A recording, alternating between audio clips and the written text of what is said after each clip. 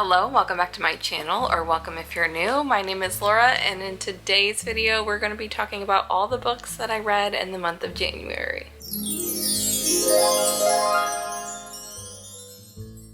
Now, if you've seen the reading vlog that I posted in the month of January, you've seen me talk about a few of these, but there are also a couple books that I have not talked about on this channel at all, and you won't find in any other video on my channel because I just picked them up on a whim. But I am going to talk about the books that I've already talked about in reading vlogs again, just in case there are people that missed those, or maybe reading vlogs aren't your style, but I will try to keep it kind of brief. I also have a stack of books that I have purchased in the month of January, some that I've talked about, and again, some that I have not. So I thought with these monthly wrap-ups, I would both go over the books that I read for that month and any books that I may have hauled or unhauled. I thought that would be a good way to recap the entire month in one video for you. Since I already have this stack of books that I purchased in the month of January on my lap, let's go ahead and go through those first.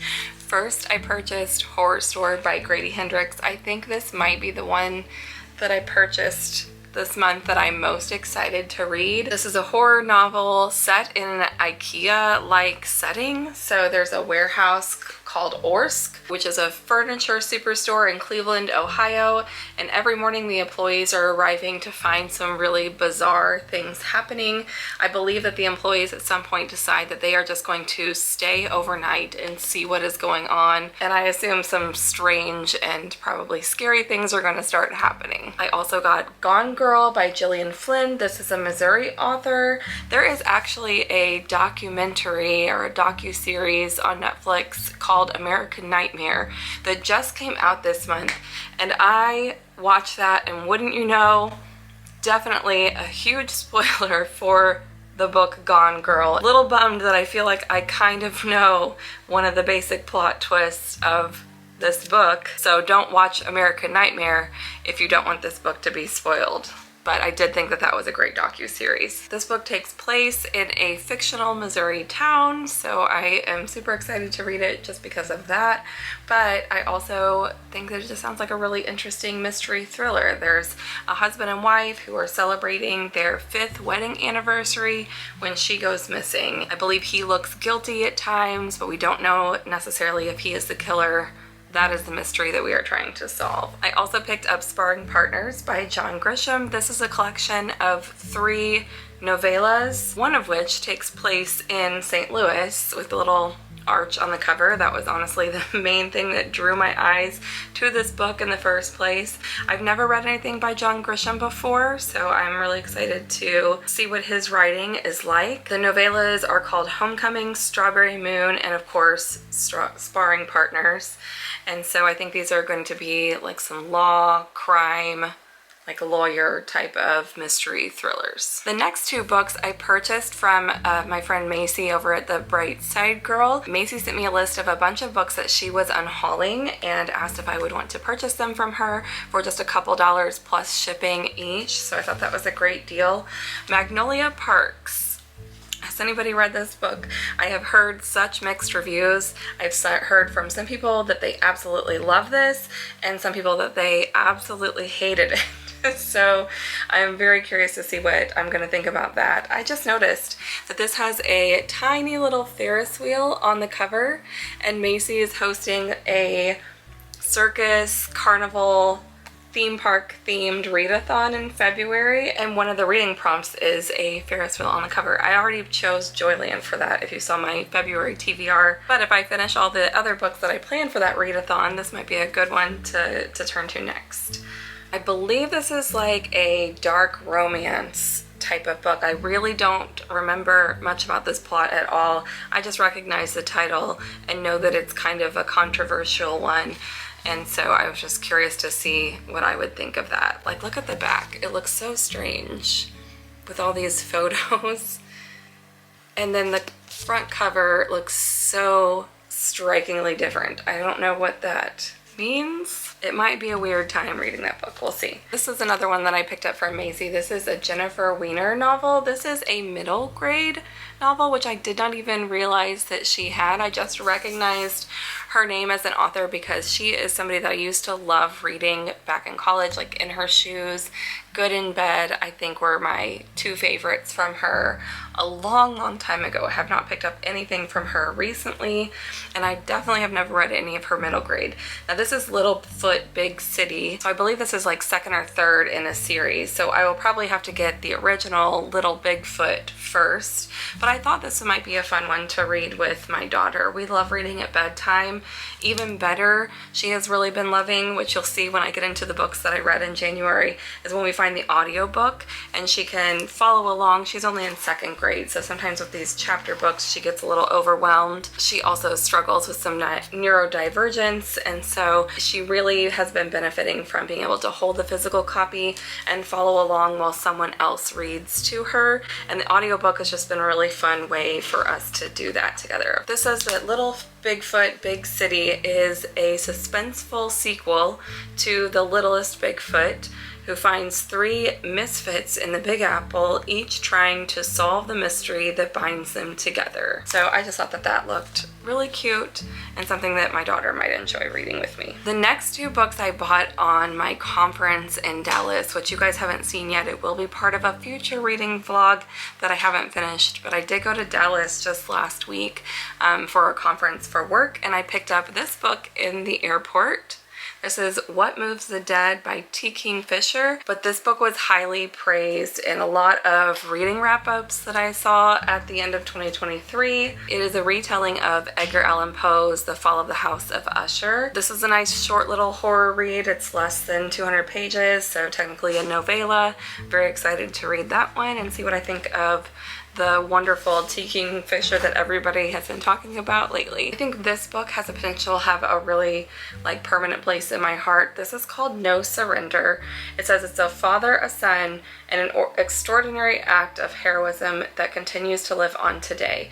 The author is Chris Edmonds, and he is the son of a World War II hero, honestly. I got the pleasure of getting to hear a little bit about this story firsthand from Chris Edmonds. He spoke at the conference that I was at in Dallas, and he even signed it. So it's a signed copy with a personal message there. Thank you for serving our community and be the hero. I think having met and listened to this author talk in person about the experiences that his father went through during Nazi Germany at a POW camp, I definitely want to find time to read this and talk about it with you all and be able to share my thoughts. Those are all the books that I purchased in January. Now let's talk about the books that I actually read this month. Talk about the books that I read in the order that I read them.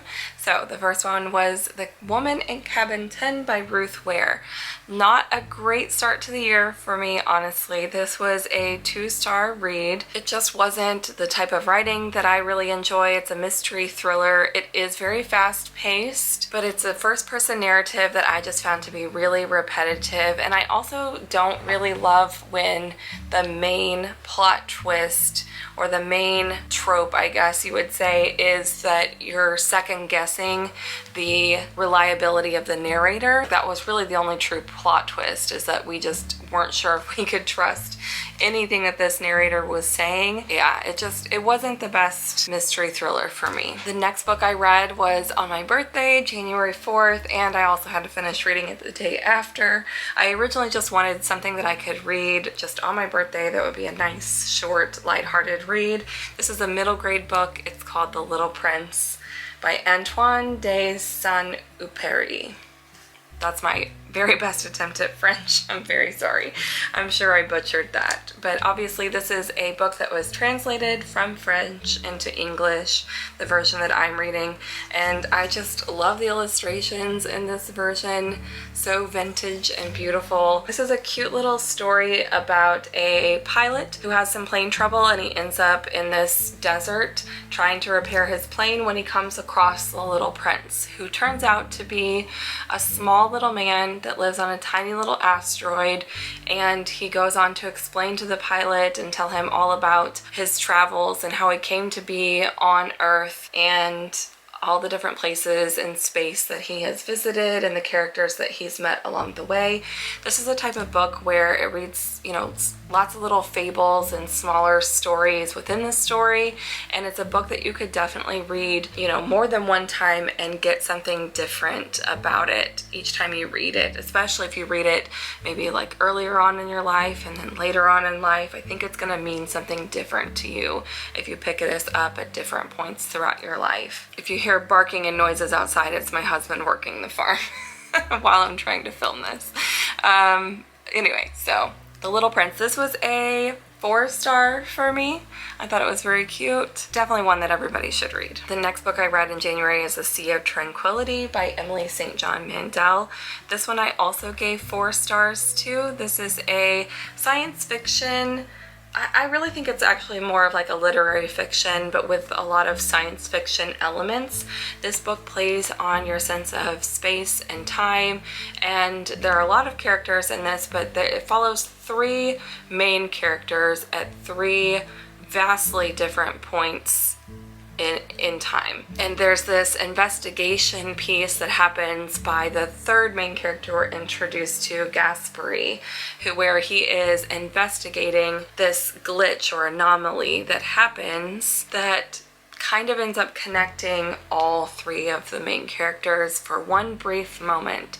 It's really a story about the human connection and the need that we have to feel connected to others and to do right for others. So I really did enjoy this book. It wasn't a perfect 5-star for me. Again, this was another 4, but still a really great read. Next I read His and Hers by Alice Feeney, and this I listened to only on audiobook, so I don't have the physical copy with me, but this was really close to a 5-star for me. It was a 4.5 stars just because it did get like a little too twisty at the end, but if you are just wanting a good thriller that checks off all of the boxes of things that most people I think would look for in a really good thriller, it's fast paced. There is a great mix of backstory of the characters with keeping the plot going as you would expect a thriller to do. It gives you just enough backstory, I think, to make it believable what ends up happening to these characters.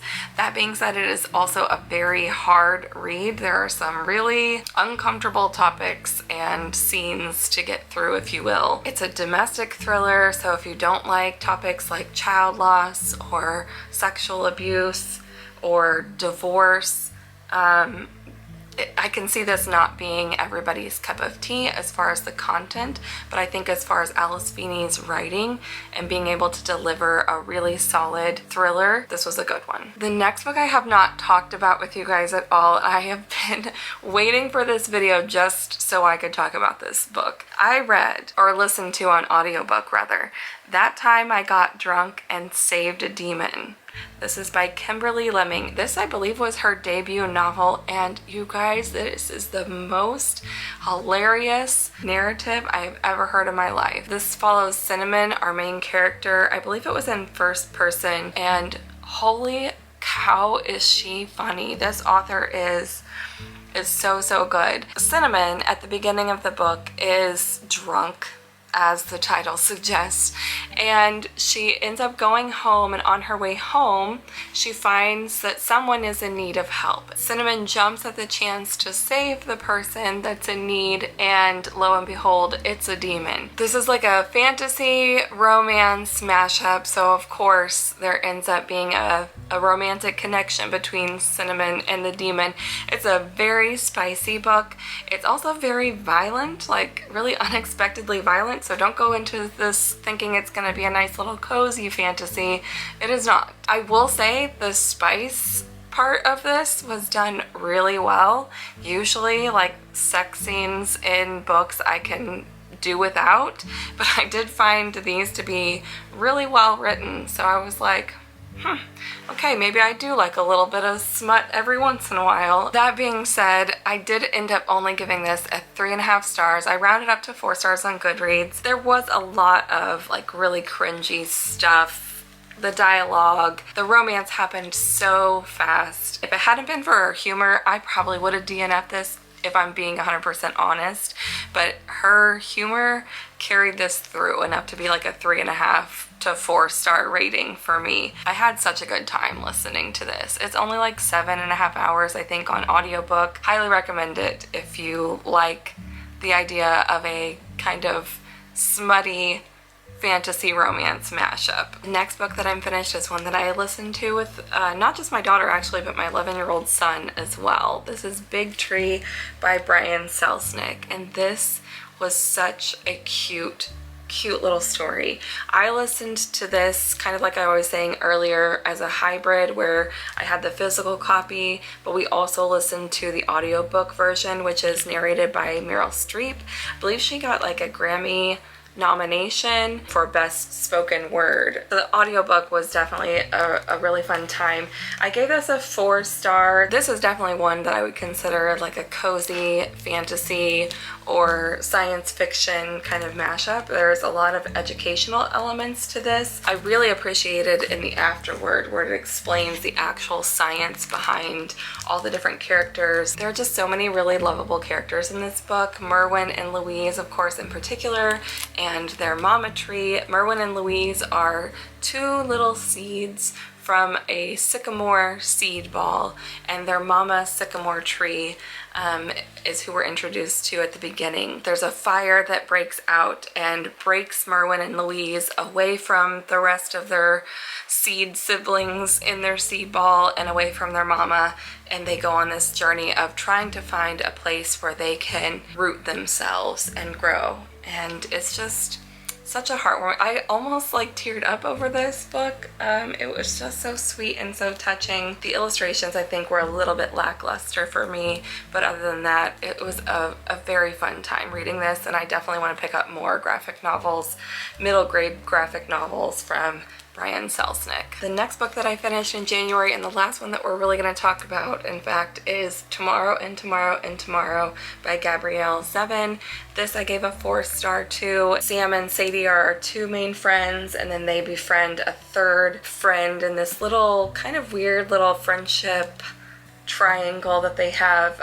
Marks, he was actually my favorite character of the whole book. There are some really beautiful chapters that are so beautifully done that I think I will be thinking about them for a very long time. I do think some critiques for this book is that the author does try to tackle a lot of really like hard-hitting social themes, and to the point that she talks about so many of them that you kind of lose the focus. Could have had a little bit of a better editing eye there, but overall it's a really solid story about these friends who form a video game company and create video games together, and the messiness that can happen when 2 very set in their ways type of friends try to make things work together, both in their personal friendship but also in their business. So that's, I think, the main theme, but there are of course a ton of other underlying themes in this book that we address. Really good character development. This is definitely a character driven story, although there is some,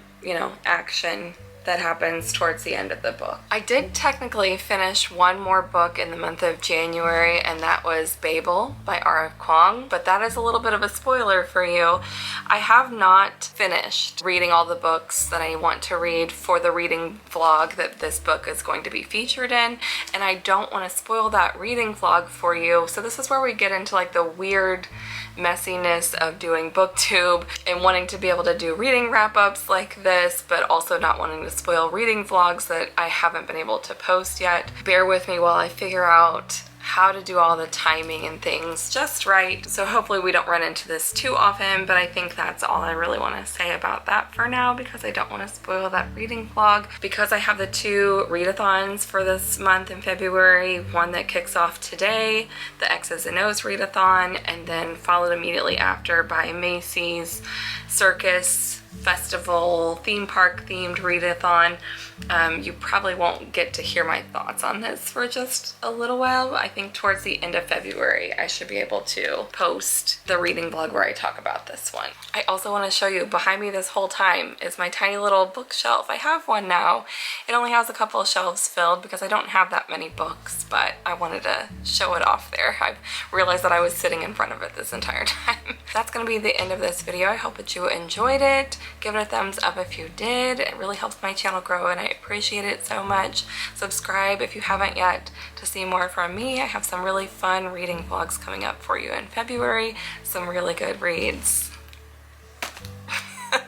to talk about. So I will see you guys again next time. Thanks for watching.